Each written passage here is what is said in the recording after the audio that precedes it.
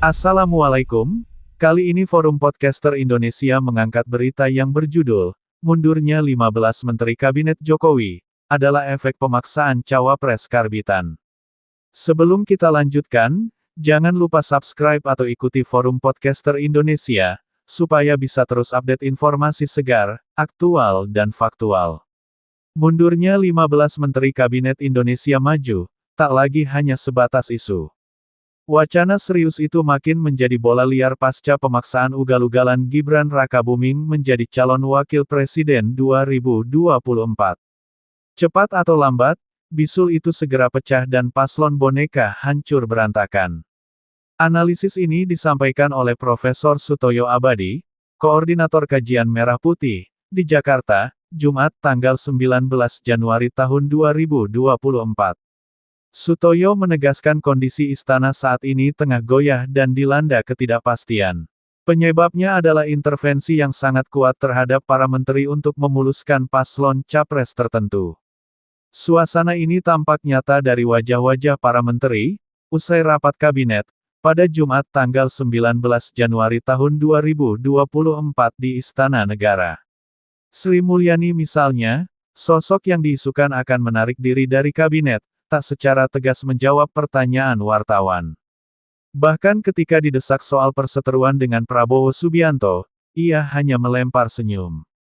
Publik makin yakin bahwa istana saat ini sedang berantakan dan diliputi ketidakpastian.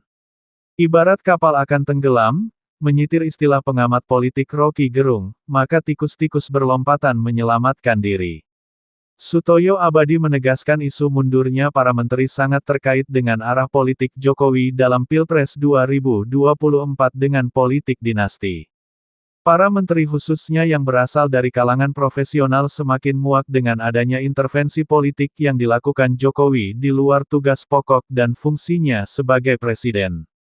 Sutoyo melihat politik curang terlalu vulgar dipertontonkan, sehingga berpotensi mengancam stabilitas kabinet dan beresiko hukum bagi para menteri yang dipaksa harus terlibat melakukan politik curang.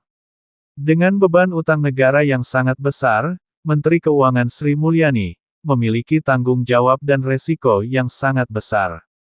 Maka ia saat ini sedang menimbang-nimbang, apakah akan segera mundur, atau tunggu momen yang tepat. Ini waktu yang tepat bagi Sri Mulyani dan menteri lainnya, agar segera mundur.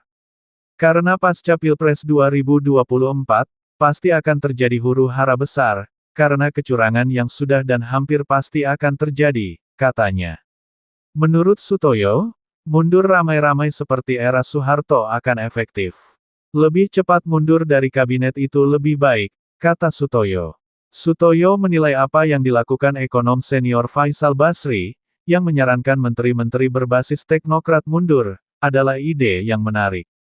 Apalagi jika ditambah menteri dari PDIP, Nasdem, PKB, PPP segera mundur, maka hal itu suatu ide yang bagus, untuk menyudahi ketidakpastian politik di internal pemerintah. Jumlahnya ada 15 orang. Faisal memiliki pandangan politik yang cerdik dan rasional, kata Sutoyo. Selama Jokowi masih berkuasa, maka jangan harap pemilu akan berjalan jujur dan adil.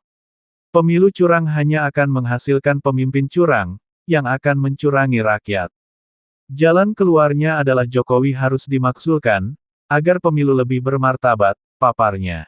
Jangan lupakan, dan tetaplah ingat kepada 6 pemuda beriman, pengawal ulama, yang tidak salah apa-apa, diculik, lalu disiksa dengan sadis dan kejam, kemudian dibantai tanpa belas kasihan, oleh segerombolan setan. Setelah itu, difitnah habis-habisan, kasus ini dikenal sebagai kasus KM50, yaitu, tragedi kemanusiaan paling biadab yang pernah terjadi di Indonesia. Senin tanggal 7 Desember tahun 2020 yang lalu.